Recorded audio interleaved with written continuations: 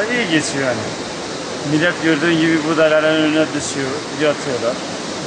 Geceleyin bazen çalışıyorlar, ondan sonra yatıyorlar. Sıcaktan yapacak bir şey yok. Açlık konusundan Allah'a şükürler olsun. Yani iyi geçiyor yani.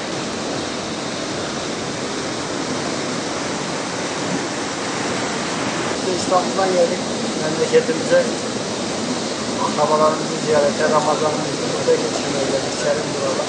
Geçiyoruz elhamdülillah. Buraya nispeten havası da daha serin, daha güzel bir ortamda geçiyor. İstanbul havasının yanında sıcak, daha zor oluyor.